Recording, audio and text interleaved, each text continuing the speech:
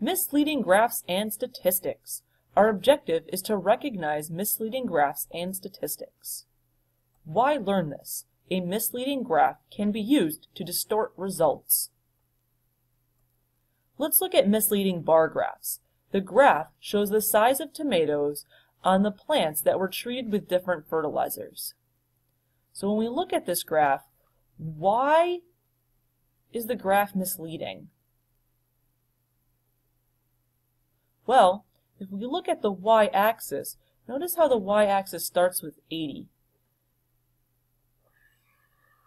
When the y-axis starts with 80, it exaggerates the differences between the sizes of the bars. Normally, going from 81.9 to even 85.2 really wouldn't look that different if the graph started at 0. But because it starts at 80, it exaggerates that small difference. So what might someone believe because of this graph? Well, someone might believe that a tomato treated with fertilizer D is much larger than any other tomatoes. It is only 4 grams larger than the tomato treated with fertilizer B. So keep that in mind when you're looking at all these ads on TV. Make sure the graphs aren't misleading.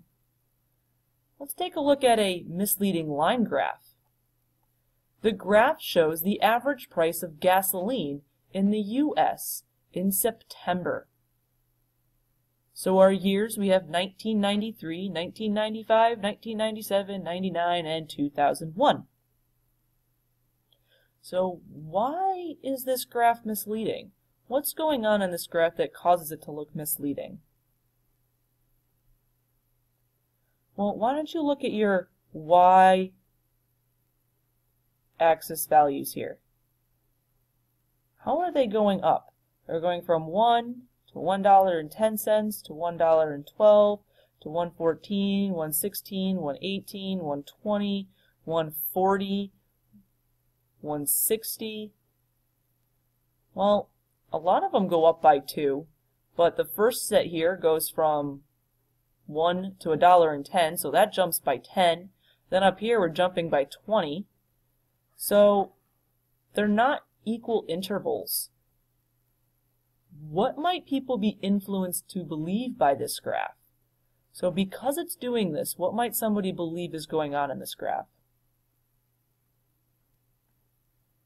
Well, someone might believe that the price of gasoline increased the most between 1995 and 1997. However, the change between 1995 and 1997 was really only 14 cents, while the change between 1999 and 2001 was 17 cents.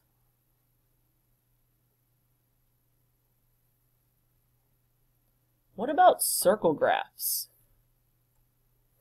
The graph shows what percent of the total votes were received by 3 candidates for Student Council President. So we've got Napier with 5%, Atkins with 10%, and Smith with 20%. Explain why this graph is misleading.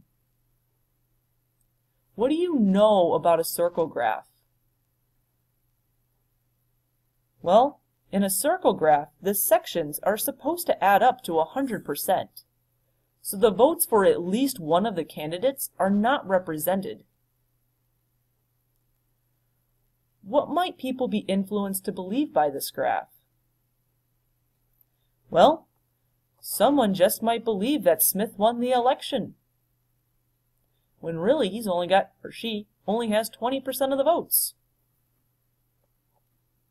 So you want to make sure a circle graph adds up to 100%, otherwise there's some data that's missing. Now let's look at statistics. A researcher surveys people leaving a basketball game about what they like to watch on TV. Explain why the following statement is misleading. 80% of people like to watch sports on TV. Think about where he took this survey.